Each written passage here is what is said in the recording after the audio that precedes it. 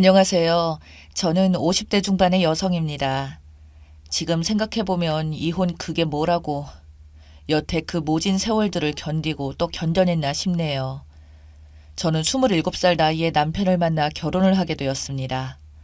지금 시대야 27살이면 결혼하는 게 빠르게 느껴질 수 있지만 그 당시에는 반대로 저희 집안에서 어찌나 성하셨는지 사돈의 팔촌까지 동원해서 남자와 선을 보게 하시다가 집안도 나쁘지 않고 남편 직업도 괜찮으니 빨리 결혼하라며 강제로 떠밀다시피 하는 바람에 결국 지금의 남편을 만나 식을 올리게 되었습니다. 지금 시대에서는 상상조차 할 수 없는 일이었지만 저는 또 그게 그 당시에는 맞다고 생각했어요. 연애의 감정보다는 마땅히 때가 되었으니 해야 된다는 그런 의무감으로 한 결혼 같네요. 그래도 연애 아닌 연애할 때는 남편이 참 듬직해 보였고 오로지 저만 좋아한다는 그런 모습에 저도 이 남자 말고 다른 남자를 만나봐야 여전히 집안에서 스트레스를 줄 테고 또한 나를 이렇게 좋아한다고 하니까 그냥 그때는 그렇게 넘어갔던 것 같네요.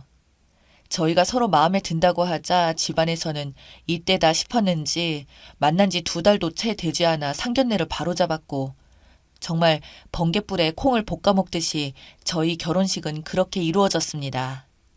즉 집안의 압박 덕분에 남편이 정확히 어떤 사람인지 제대로 알아보지도 못하고 결혼하게 되었었죠. 그 뒤로 결혼한 지 얼마 되지 않아 저는 임신이 됐고 그때부터 제가 몰랐던 남편의 본 모습이 드러나기 시작했습니다. 남편은 저를 마치 이제는 다 잡은 물고기라고 생각해서일까요? 점점 배려의 말도 사라지고 막말을 내뱉기는 하며 자기는 청소 한 번 안 하면서 집에 오면 군대식으로 저에게 똥군기를 잡더군요. 남편의 깔끔한 성격 때문에 임신 중에도 불구하고 하루가 멀다 하고 쓸고 닦고 다 했는데 책상 위에 손가락을 한 번 쓸더니 먼지가 있다며 싸늘하게 말하는 남편은 집에 오면 정말 자기는 손가락 하나 까딱거리지 않았습니다. 신혼 때는 그래도 그런 모습 한 번 보이지 않았고 반찬 투정 한 번 없었던 사람이 이제는 저녁쯤 되면 연락이 와서는 오늘 뭐가 먹고 싶다 말 한마디 하면 저는 부랴부랴 시장으로 뛰어가서 남편이 먹고 싶다는 반찬들을 사오거나 어떻게든 만들어서 남편이 오기 전까지 요리를 해야 되었었죠. 그러다 자기가 원하는 요리가 안 되어 있으면 저에게 온갖 짜증을 내며 집에 앉아 있으면서 그런 것도 안 하고 뭐 하냐는 말에 저는 벙 쪄서 일찍 말해줬으면 진즉 해놓았을 텐데 지금 몸도 불편해서 시장에 못 갔다고 말을 해도 남편은 오히려 투덜거리며 해놓은 음식들이 간이 안 맞다. 우리 엄마는 이렇게 안 했는데 넌 우리 엄마한테 가서 요리 좀 배워야겠다. 내 친구 마누라는 요리도 잘하던데 넌 어떻게 된 게 뭐 제대로 할 줄 아는 게 없냐는 등 온갖 비교와 폭언 등으로 저는 점점 병들어 있었죠. 저도 처음에는 남편의 내조를 잘 하려고 노력했지만 계속되는 남편의 지적질에 저 역시 참다 참다 화가 났고 참다 못해 터졌던 건 제가 만삭인데도 불구하고 남편은 저에게 요리 가지고 투정 부린 날이었어요. 거동조차도 너무너무 힘든데 남편의 음식을 차리느라 너무 서러워서 그날 울기까지 했었고 남편이 그 뒤로 집에 와서는 그 음식으로 투정을 부리니 제 인내는 한계에 가다 못해 이성이 끊기더군요. 저는 그래서 남편과 소리를 지르며 싸움을 하자 남편이 저에게 내뱉은 말은 너무나도 충격적이었습니다. 내까지 꽤 화내면 어쩔 거냐고, 아이 낳고 버려져 봐야 정신 차릴 거냐며 만삭인 저에게 협박을 하더군요. 바보 같게도 그 상황에서 너무 당황하고 놀래서 아무 말도 못했었고 그저 꿀먹은 벙어리처럼 남편만 쳐다보고 있자 남편은 저를 비웃으며 앞으로 자기 말 잘 들으라고 그럼 최소한 버리지는 않을 거라며 협박을 하더군요. 그땐 만삭인 제 몸과 그동안 남편에게 세뇌를 당하다시피 하니 버려진 자존감들은 저를 꼼짝 못하게 만들었고 남편이 저를 버린다는 말에 화를 내기보다는 버려질까봐 두려웠습니다. 그러나 그런 남편도 어쩌지 못하는 일이 발생했었죠. 바로 시어머니가 당뇨에 중풍까지 와서는 전신마비가 되는 일이 발생되었습니다. 그러자 남편은 제 눈치를 보더니 엄마를 우리가 모시고 살아야 될 듯 하다며 저에게 말을 하는데 기가 막히더군요. 그래도 결혼할 때 시댁 도움도 많이 받았던지라 거절할 명분도 딱히 없어서 그때부터 어쩔 수 없이 시부모님을 모시고 살게 되었습니다. 그러나 결코 쉬운 일이 아니었어요.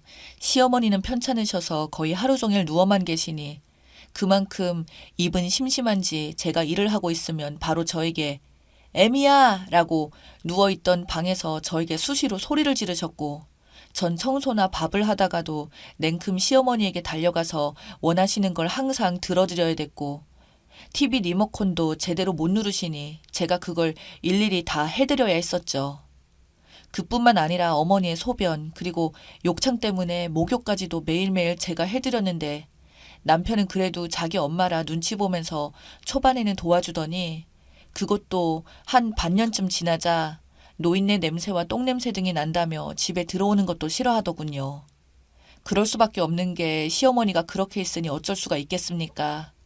그런다고 요양원 같은 데 보내기에는 남편이 돈이 없다고 말을 했지만 실상은 그 돈이 아까워서 본인 엄마한테 쓰는 것조차 아까워하고 있는 걸 알고 있었습니다. 게다가 시어머니께서는 재산이 좀 있으셨어요. 자기 죽으면 상속하라며 절대 먼저 돈을 주시지 않더라고요. 그리고 무엇보다 어머니가 요양원 가는 걸 싫어했거든요. 대신 자신이 죽을 때까지 쓰라며 저희 집에 들어오면서 주신 큰 돈들이 있었기에 그 돈으로 치료비나 돈 들어가는 건 문제가 없었습니다. 정말 3년 병에 효자 없다는 말 들어보셨나요? 모르겠지만 저는 그 생활을 3년도 아니고 5년도 아니고 무려 10년가량 했습니다. 그렇다 보니 제 몸 역시 골병 들기 시작했고 시어머니도 계속 누워만 있고 몸이 불편하니 점점 많이 날카로워지시더군요. 급기야 나중에는 저에게 욕설까지 하며 저희 아이들과 저를 너무나도 고통스럽게 했습니다. 시모는 저에게 내가 너 때문에 이렇게 되었다는 둥 조금이라도 늦게 오면 내가 죽었으면 좋겠지 나쁜 거사 라며 온갖 입에 담을 수 없는 욕설을 하는 시어머니. 남편도 그게 너무 고통스러운지 결국은 시어머니와 상의 끝에 요양원에 보냈지만 시어머님은 다시 요양원에 있기 싫다며 온갖 난동을 다 부려서 반년도 못 되어서 저희가 다시 저희 집으로 모실 수밖에 없었네요. 그 뒤에도 온갖 고생을 하다가 어머니 중풍이 너무 심해져서 끝내는 말까지 못하게 되었을 때 정말 그러면 안 되지만 마음이 오히려 나아졌습니다. 적어도 이유 없이 욕먹는 일들은 없어졌으니까요. 본인도 말을 못하자 처음에는 답답했는지 눈을 엄청 부라리며 난리를 쳤지만 그것도 한두 번이지 결국 아무것도 못하고 계시더니 끝내 그렇게 눈에 초점도 풀려가시고 저희 첫째 아들이 군대 가기 직전에 돌아가시게 되었습니다. 그렇게 시어머니가 돌아가시게 되자 저희 집안은 더 이상 집에서 나던 그 끔찍한 냄새들도 안 나게 되었고 집에서 돈이 빠져나가는 것도 없어지게 되고 남편은 그래서 기분이 좋았는지 장례식이 끝나고는 그동안 수고 많았다며 저희 가족끼리 외식도 하고 주말 여행도 가고 그랬었죠. 사실 시어머니 살아계시는 동안에는 진짜 여행이라는 거 단 한 번도 못 가는 수준이었죠. 그 상황에 어떻게 가겠습니까? 몸도 불편하시지 시어머니 거동도 못 하시지 그렇다고 시어머니 혼자 놔두고 저희끼리만 갈 수는 없었으니 그렇게 몇 년간 창살 없는 감옥처럼 답답하게 지내게 되었다가 드디어 해방감을 느꼈었죠. 저도 이제 밖에 나가서 식당에서 일도 시작했습니다. 저희 애들도 어느덧 성인이 되었거든요. 식당 일이 힘들다고 해봐야 진짜 시어머니 모시던 때하고는 비교도 안 되는 수준인지라 거기서도 일을 잘한다고 칭찬까지 들으면서 일을 했는데 어느 날 남편이 제가 일하는 식당에 찾아와서는 저에게 둘이서 할 말이 있다고 하더니 대뜸 저에게 이혼을 하자고 하는 겁니다. 저는 그래서 무슨 소리냐고 했더니 사실 나는 진작부터 이혼하고 싶었다고 근데 엄마 살아생전에 말하면 엄마 충격이 클까봐 차마 말을 못했었다며 이제 저도 인생 찾고 나도 내 인생 찾겠다고 하더군요. 저는 그게 말이나 되냐고 당신 시어머니 내가 그리 죽도록 뒤치다꺼리 할 때는 아무 말 없다가 이제 막상 당신 엄마 돌아가시니까 나를 내쫓아내려고 하냐고 하니까 남편은 저에게 좋을 대로 생각하라며 이 집에서 아무튼 당장 나가줬으면 좋겠다고 말하더군요. 저는 절대 못 나가겠다고 울고불고 난리치자 남편이 글쎄 집에 다짜고짜 상간녀를 들인 겁니다. 그렇게 상간녀를 버젓이 저희 집에 데려온 거였죠. 그러면서 남편은 적반하장마냥 네가 한 게 없으니 그냥 이 집에서 무전 취직하면서 지낼 생각이면 그냥 나가라고 난리치더군요. 저는 그 자리에서 기절까지 했었습니다. 그때부터 저도 변호사를 선임해서 남편과 소송을 붙였는데 여기서 생각지도 못한 대반전이 일어났습니다. 바로 돌아가신 시어머니께서 유언장을 남겨놓으셨더군요. 시어머니가 정신이 그나마 온전할 때 유언장을 적었는데 시어머니 앞으로 있던 많은 재산을 저와 남편에게 반반씩 주신 겁니다. 저에게 막대하는 남편에게 시모가 정신이 온전할 때만큼은 구박도 하시며 제 편을 들어주셨거든요. 그래서 저한테 한 번씩은 자기가 나중에 죽으면 이 재산을 모두 너희들에게 나눠줄 테니 싸우지 말고 행복하라고 그리 말씀하시던 분이셨지만 그게 말로만 그렇게 해서는 아무런 효과가 없는 줄 알았는데 이게 유언장이 존재한다는 것이었죠. 문제는 남편 놈이 그걸 전부 다 위조한 게 들통이 나서 상속인에게 결격 사유에 해당된다는 것이었습니다. 남편은 그제서야 저를 찾아와 손이 발이 되도록 빌기 시작하더군요. 자기가 잠시 미쳐서 잘못 판단을 했다면서요. 하지만 저는 이미 고소장 접수했으니까 헛소리 하지 말고 시어머니 재산은 모두 내가 받아서 우리 자식들과 평생 잘 먹고 잘 살 테니 너는 네가 버는 그 쥐꼬리만한 돈으로 그 상간녀와 재혼해서 잘 살라고 말하고는 그 많은 재산을 전부 제가 받아올 수 있게 되었습니다. 진짜 남편 놈 하루가 멀다 하고 저를 매일 찾아와 무릎까지 꿇면서 싹싹 비는데 이제는 거의 매일같이 보니까 너무 지겹더라고요. 그래서 저는 매일같이 찾아오는 남편에게 말했습니다. 이제는 우리 되돌리기에는 너무 늦었다고 그러니 더 이상 추한 짓 그만하고 네가 진짜 사랑하는 그 상간녀와 행복하게 살라고 하니까 끝내 남편이 폭발하여 저에게 폭력까지 써서 경찰서에 끌려갔습니다. 그 뒤로는 저희 앞에 나타나지도 못하네요. 남편이 겁 많은 거 예전부터 알고 있었거든요. 한 번 더 저에게 나타나 협박하면 감옥 간다는 말에 겁먹은 것 같습니다. 덕분에 집에서 식모살이를 하던 제가 이제는 부엌에서 벗어나 지금은 어느 집 사모님들처럼 행복한 생활을 누릴 수 있게 되었네요. 더 이상 제 인생에 남자는 필요 없고 오로지 저희 아이들만 잘 키워서 나중에 결혼할 때 도움이나 많이 줄 수 있으면 좋겠네요.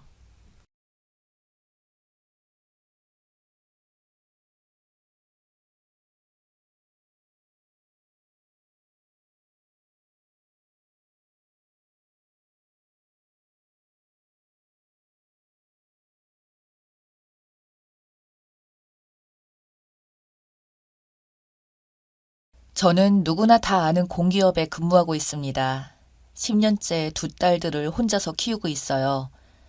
남편은 없냐고요? 남편은 10년째 어디에 있는지 연락조차 없습니다. 죽었는지 살았는지 알 수가 없어요.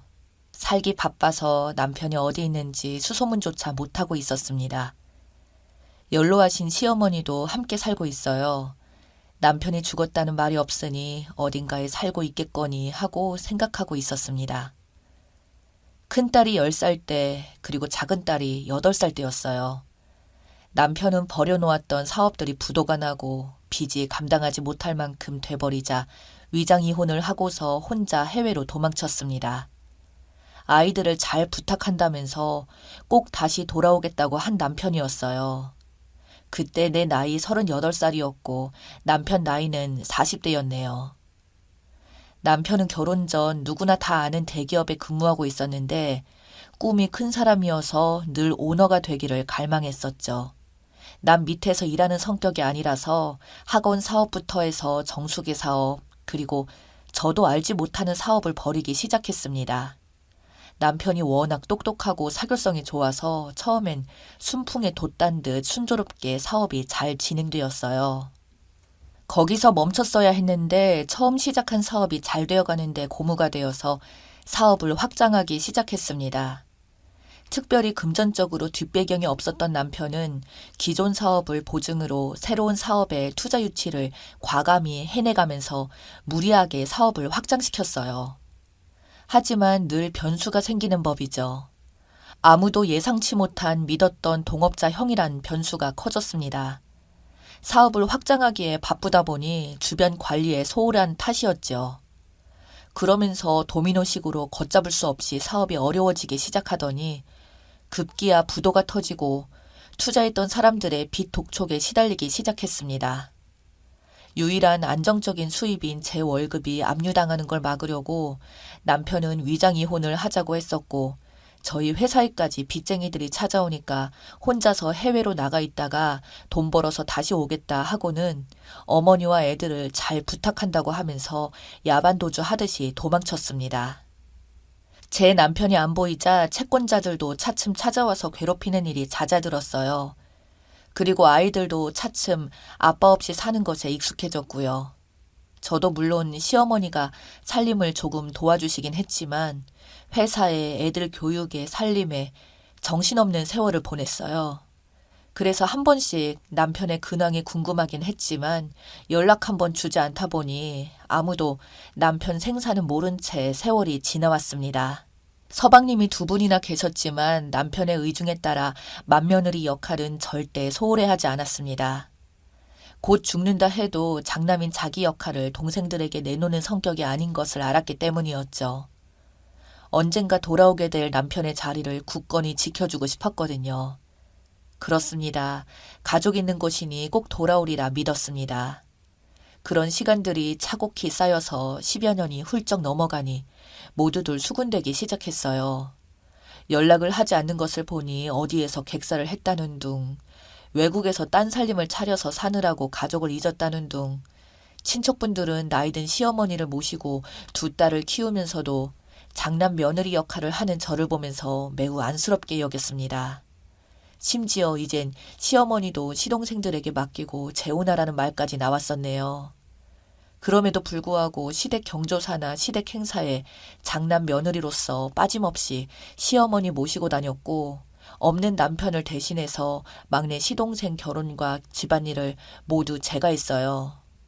그런 세월을 10년 넘게 보내다 보니 세월에 장사 없다는 옛말처럼 어느새 중년이 티가 나는 아줌마가 다 되어버렸습니다.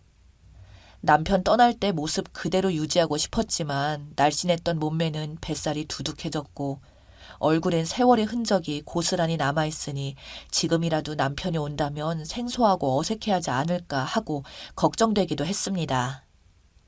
초등학교 3학년이었던 큰딸은 나름대로 공부를 잘해서 교대에 진학했고 둘째 딸은 특수교육학과에 지원해서 올해 합격했습니다.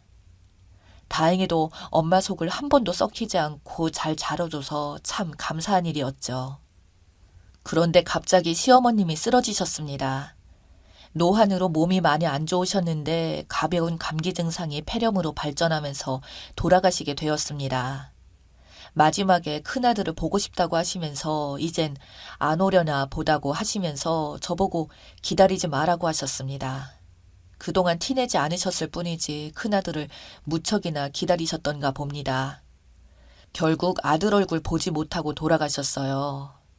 그때 남편이 보고 싶더군요. 어머니가 돌아가셨는데 어디서 죽었는지 살았는지 생사 확인이라도 했으면 좋으련만 아마도 모두 연락 못하는 중요한 이유라도 생긴 것이 아닌지 걱정이 되었습니다. 그렇게 시어머님은 마지막까지 큰아들을 그리워하다 하늘나라로 가셨어요. 코로나 때문에 장례식장에는 가까운 친척들과 시동생들, 가족들과 저희 두 딸이 지키고 있었고 절만 간단히 하고 대부분 식사하지 않으시고 가셔서 대체로 한산한 분위기였습니다. 그런데 눈에 띄게 하얀 백발 스포츠 머리에 마스크를 쓰고 온 남자 한 분이 시어머님 영정 앞에서 구슬피 울었습니다. 꼭 사연 있는 사람처럼 한참을 무릎을 꿇고 울길래 모두들 쳐다봤습니다. 시어머님과 어떤 관계일까 궁금했습니다. 그런데 마스크를 벗고 너희들이 고생이 많다고 하면서 상주로 서 있는 시동생들 등을 토닥토닥 두드리는 거였어요. 너무나 많이 달라진 모습이었지만 목소리하며 영락없는 딸들 아빠였습니다. 저도 모르게 다리 힘이 풀리면서 나자빠졌습니다. 그리고 소리 없이 울었습니다. 눈물이 샘솟듯이 마구마구 나오는데 주체가 되지 않더군요. 그래도 시어머님 가시는 길에 와줬다니 다행이란 생각을 했습니다. 거기 계신 친척분들한테 인사를 드리고 난 후에 그때서야 저를 찾더군요. 모두들 삼복더위에 마스크를 쓰고 있으니 못 알아볼 수밖에요. 눈물 한가득인 저를 토닥거리며 미안하다, 고생했다 그 말만을 했습니다. 다 커버린 딸들도 갑자기 나타난 아빠를 엄청 어색해했죠. 남편도 어색해했고 저도 막상 보니 딱히 무슨 말부터 해야 할지 모르겠더라고요. 친척 어른들이 대신 말씀해 주셨습니다. 그동안 제가 얼마나 고생했는지, 왜 그동안 이렇게 살아왔으면서 연락 한 번 안 했는지 시동생들도 폭풍 질문을 던졌습니다.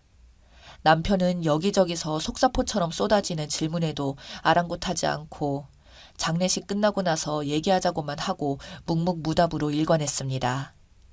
곧바로 상주석에서 빈소를 지켰고 예전의 장남으로 돌아왔습니다. 그렇지만 장례식 외에는 저와 한 번도 눈도 마주친 적도 없었고 왠지 모르게 거리감이 느껴져서 가까이 갈 수 없었습니다. 남편은 그동안 완전 다른 사람으로 변해 있었습니다. 미국에서 10년을 보냈다고 하고 최근에 입국했다고 했어요. 가족들의 소식은 후배를 통해서 간간히 듣고 있었고 어머니가 위독하다는 연락을 받고 만사 제껴두고 왔는데 한 발 늦어서 임종 못 지켰으니 불효했다며 자책을 했어요. 그동안 미국에서 부동산 중개업을 하고 자리를 완전히 잡을 때까지 고생이 이만저만이 아니었다고 했습니다. 그놈의 병 때문이었네요. 사업병 때문에 일에 집중하느라 그 세월을 다 보내버린 거였습니다. 틀림없이 어느 정도 사업을 일구어서 금이 환영하려는 욕심 때문에 처자식과 어머니와 동생들에게도 연락 한 번 안 한 거네요. 장례식이 끝난 후 식구들이 모두 집에 모였습니다. 시동생들이 형 왔으니 오래 머물러 가라고 했고 아니면 저를 데리고 가라고 했습니다. 이제 그만 떨어져 살라면서 형수도 이번 기회에 회사 퇴직하고 형 따라가라고 했습니다. 남편은 안 된다고 단호히 말하더군요. 미국에 당장 돌아갈 거고 정리가 잘 되면 돌아오겠다고 했는데 언제라고 기약할 수 없다고 했어요. 그리고 딸들 결혼식 때는 무슨 일이 있어도 온다고 다짐을 하는 걸 보니 영원히 이곳을 떠나려는 심산인 것 같았습니다. 그리고 딸들 결혼식 자금과 대학비를 보내주겠다고 하면서 저희는 위장 이혼이 아니라 진짜 이혼을 하자고 해서 깜짝 놀랐습니다.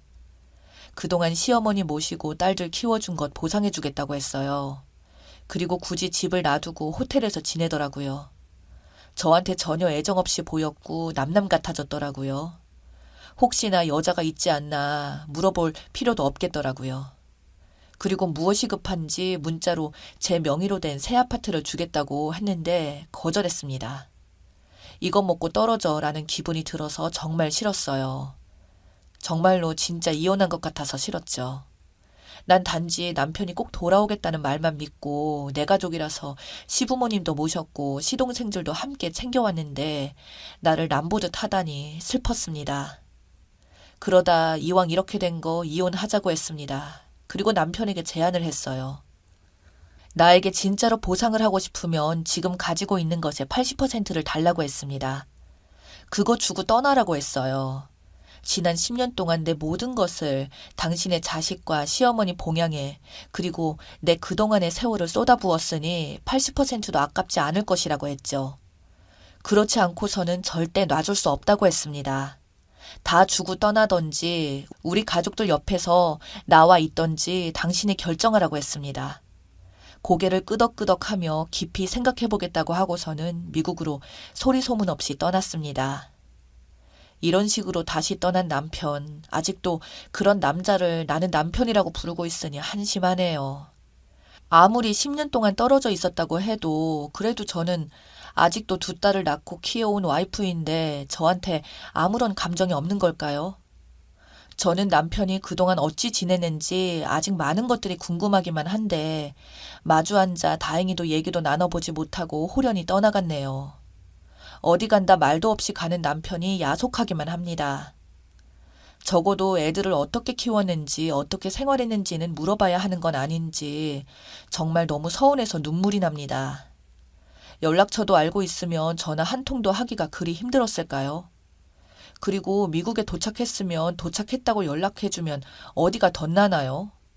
그리고 딴 여자 만나서 살림 차렸으면 그랬다고 말해주면 안 되나요?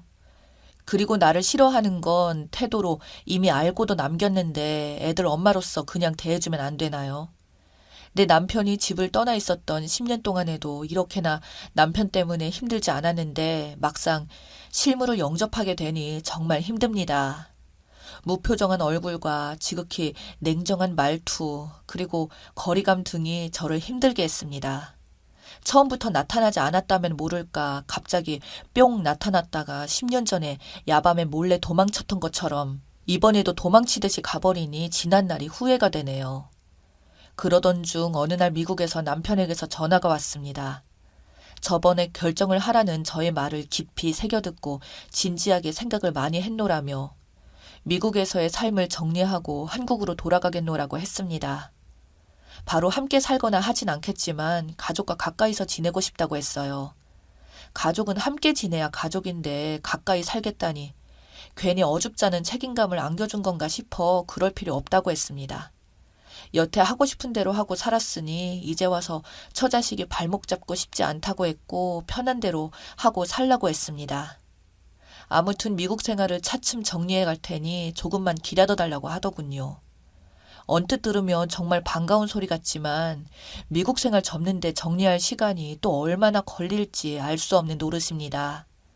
남편의 사업에 대한 영광과 욕심을 다 아는 처지라 쉽게 정리하기까지 엄청난 시간을 갖고 기다려야 할 것 같기에 저는 기다리지 않겠노라고 말했습니다.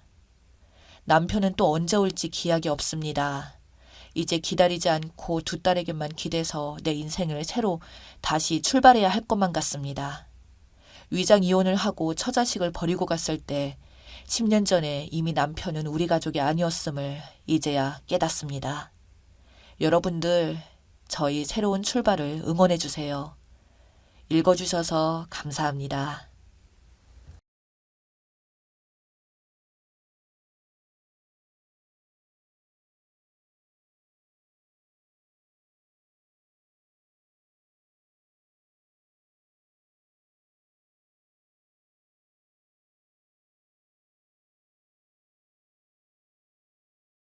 안녕하세요. 부부싸움 후 너무 답답한 마음에 글을 적어봅니다. 저희는 결혼 생활 7년 된 부부이며 40대 중반 남편과 40대 초반 아내 4살 아이와 함께 살고 있습니다. 결혼 당시 1억 3천짜리 빌라를 대출금 7,500이 껴있는 상태로 시작했고 아이 낳고 전업주부가 됐습니다.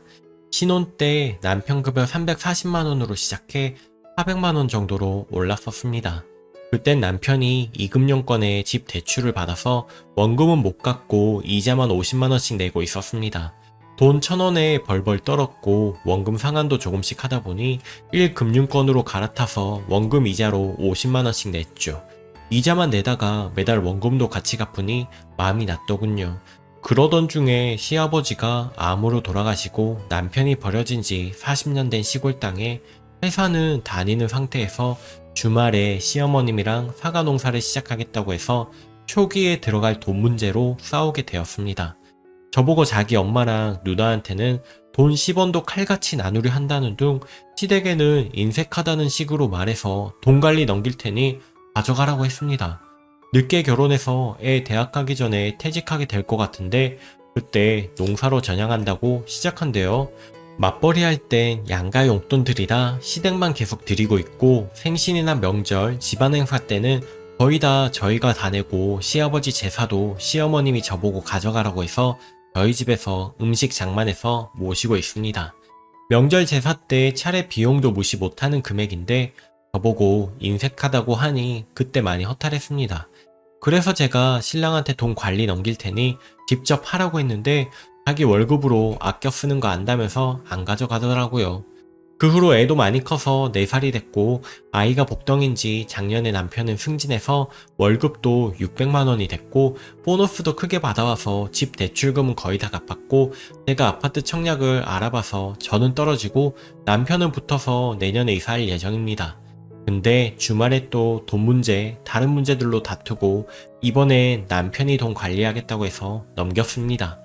싸운 이유는 금요일 저녁에 9시 반에 퇴근해서 거실에서 밥 먹으면서 소주 한잔을 하더라고요. 아이가 낮잠을 안 자서 졸립다며 저보고 재워달래서 눕히고 불을 껐습니다. 아이 방에 옷장을 새로 샀는데 냄새가 나서 거실에서 저랑 잡니다. 남편 등 뒤로 주방불은 켜놓고 거실불은 끄니 기분이 안 좋은 것 같았는데 재우느라 바빴습니다. 제가 감기에 걸려서 콧물이 넘어가서 못 자다 새벽 3시에 자고 아침 9시에 일어나 움직이다가 아이 낮잠을 재우는데 너무 힘들어서 졸았습니다. 애 목소리에 깨서 다시 재우는데 애가 잠들려는 찰나에 남편이 헛기침하면서 시끄럽게 냉장고 문 여니까 애가 벌떡 일어나더라고요. 순간 짜증이 솟구쳐 애 잠들려는데 시끄럽게 한다고 화를 냈습니다. 남편도 물도 못 마시냐며 더 화내더라고요. 그리고 몇 시간 뒤 남편이 회사 동료 전화를 받았는데 근처에 왔다고 부부 동반으로 술 먹자는데 어떻게 할까 묻더라고요. 애도 자고 있고 저도 감기 때문에 우리 못 가니 혼자 갔다 오라고 했습니다. 서운했지만 남편 기분이 안 좋아 보이고 어차피 저녁에 남편 옷 사러 나갈 예정이었으니 혼자 다녀오라고 했죠. 그래서 알아서 옷 사라고 카드를 줬는데 15만원 정도 할부를 3개월 하라고 했더니 그 돈을 할부하느냐고 그러길래 10만원 넘으니 2개월로 하라고 했더니 우리 가게가 15만원 일식은 못할 만큼 어려우냐고 그러대요. 이달에 차 수리해서 10만원씩 당신한테 3개월간 보내기로 했고 친척 축의금도 20만원 나가고 현금 나갈 일이 있으니 무이자면 할부로 하라고 했더니 자기 용돈으로 산다며 카드 두고 나가더라고요. 어이가 없어서 멍하니 있었는데 저녁에 12시에 들어왔습니다. 아이가 자려다 벌떡 일어나 아빠한테 가니까 안아주다 이불을 다시 눕히더니 신랑도 옆에 누워있더라고요. 제가 옷 먼저 갈아입고 오라고 하니 내가 안 씻으려 했느냐, 애가 붙잡아서 못 씻은 거잖아, 잔소리하지 마 하는 거예요. 저도 화나서 잘 놀고 와서 왜 투덜대느냐 했더니 내가 놀고 왔느냐 하더라고요. 그럼 회사 다녀온 거냐고 해서 말다툼을 하다가 자기 기분 나쁜 걸 말하더라고요. 자기가 집에서 돈 가져가는 것도 없고 1년에 옷 한두 번 사는데 그걸 차 수리비 10만원 나가는 것 때문에 할부한다고 해서 기분 나쁘다고 자기 월급 어디다 쓰냐는 식으로 말하더군요. 참고로 용돈은 매달 70만원씩 주다가 올해는 1년치를 한 번에 줬습니다. 기름값, 휴대전화비는 회사에서 나와요. 제가 내가 당신 사는 거 아깝다고 했느냐? 딴 거 사라고 했느냐? 알아서 사고 여러 벌 사니까 할부하라는 건데 당신이 화내는 게 이해 안 된다. 이럴 거면 당신이 돈 관리하라 했더니 어젯밤부터 기분이 나빴대요. 밥 먹는데 불 꺼도 되느냐고 안 물어보고 껐고 자긴 돈만 벌어다 주면 되냐며 생활비 200만원 줄 테니 자기가 돈 관리하게 가져오래요. 그래서 대강 나가는 거 말하다가 애 앞으로 책 할부 10만원, 도요새 10만원, 유아체육 14만원 나가는 거 말했더니 할부해야 할 만큼 가게가 힘들면 끊으래요. 하지 말래요. 그리고 무선 청소기가 고장이 나서 지난달에 사는 김에 전 기존대로 30만원짜리 사려고 했더니 남편이 100만원짜리 청소기 좋은 거 사서 오래 쓰는 게 낫다고 해서 결제하는데 그것도 일시금으로 하라고 하더라고요. 뭐 결국 할부로 했고요. 그거 할부 나가는 거랑 차 보험료 할부 나가는 거 말했더니 할부 쓴다고 화내면서 자기가 600만원 벌어오는데 이해가 안 된대요. 그래서 지출 내용 적어줄 테니 그렇게 하라고 했는데 남편이 말하면서 신발 욕을 하더라고요. 시댁 용돈은 잘 보내고 있느냐고 시댁에서는 주다 안 주다 한다고 그런 다음에 묻더라고요. 매달 10만원씩 보내고 명절이나 집안 행사 때는 만났을 때 10만원 더 넣어서 20만원 드린다고 했더니 장남 코스프레를 하더라고요. 친정은 용돈 안 드리고 있고 결혼 전 엄마 안보험 3만원짜리 넣은 것만 붙고 있는데 그건 꼬박꼬박 넣을 거 아니냐며 뭐라더군요. 애는 못 자고 둘이 싸우지 말라고 하는데요. 남편한테 욕하지 말고 들어가 자라고 했는데도 계속 그러길래 제가 애 데리고 주차장에 내려갔다가 올라와 보니 자더군요. 다음날 남편은 12시 넘어서도 자고 전 아침에 일어나 지출 내용 쓰고 통장이랑 올려놓고 불 꺼서 미안했다 편지 쓰고 키즈카페 갔다 왔습니다. 다음날 퇴근해서 애 재워놓고 대화하는데 자기가 욕한 건 미안하대요.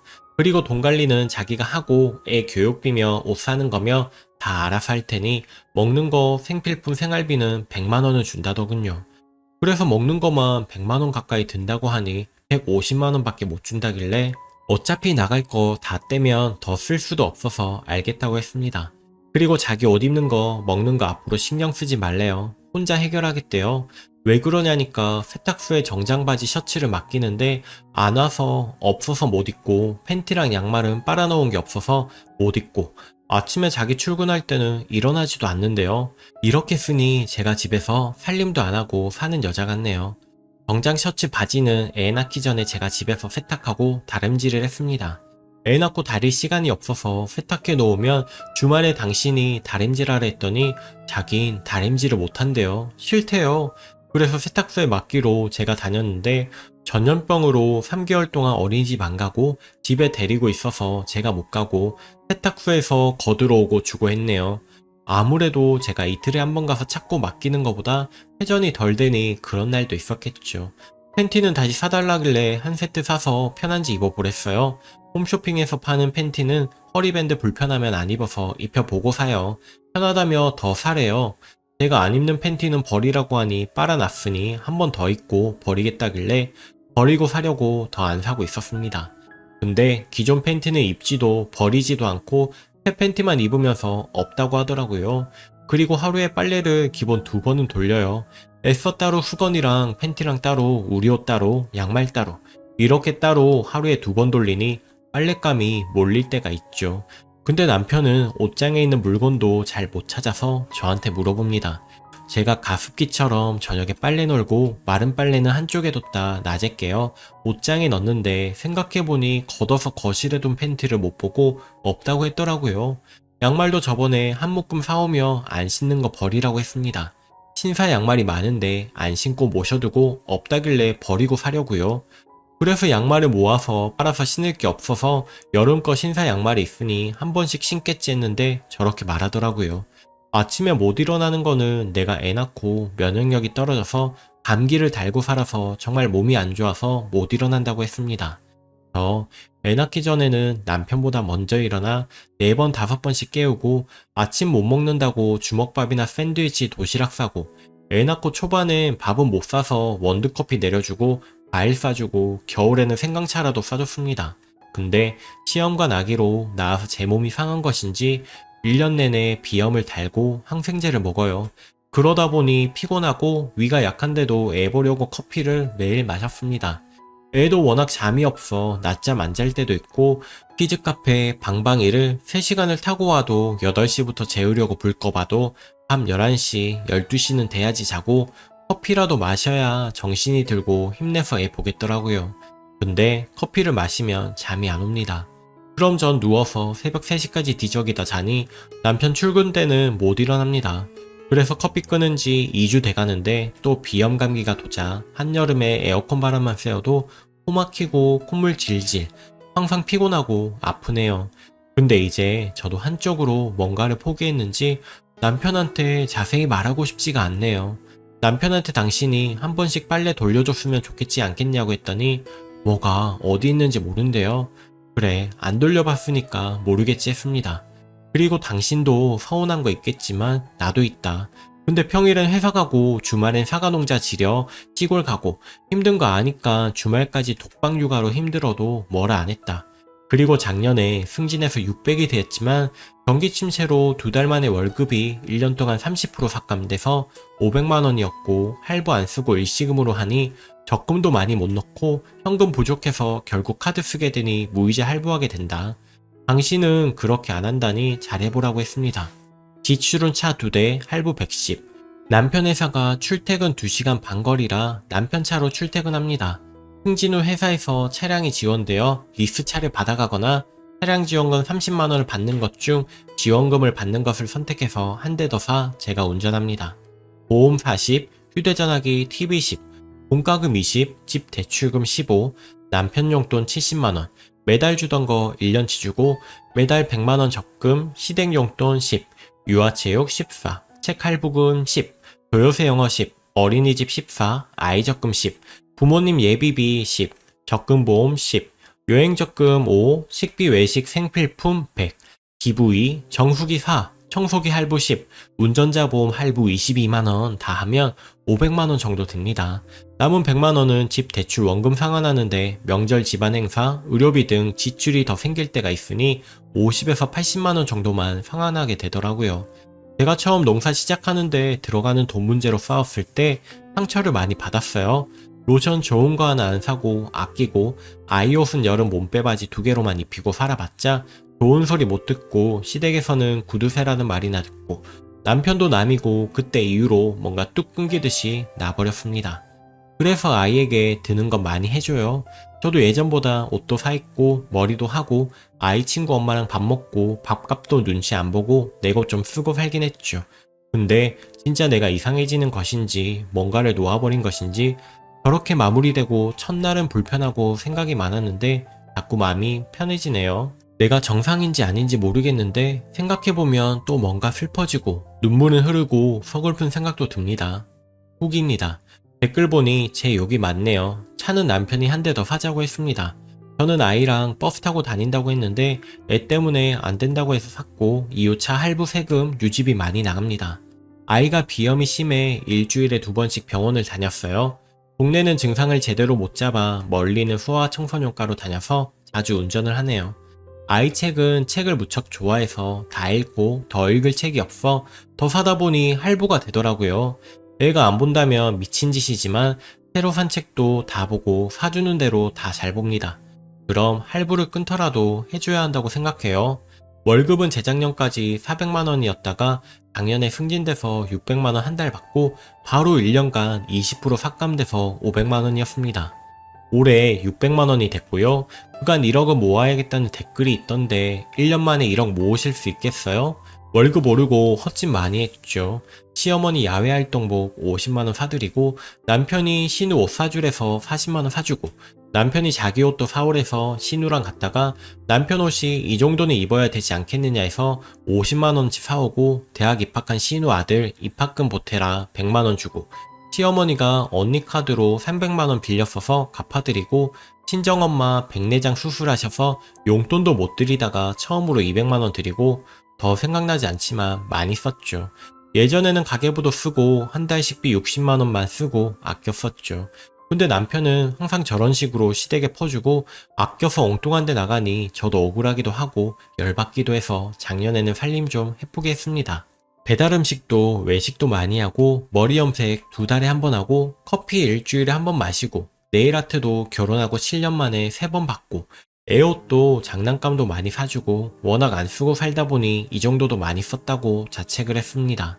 제가 남편에게 화나는 건 자기가 호의 베푼 건 생각 못하고 월급 관리한다는 이유로 제가 욕먹는 거예요.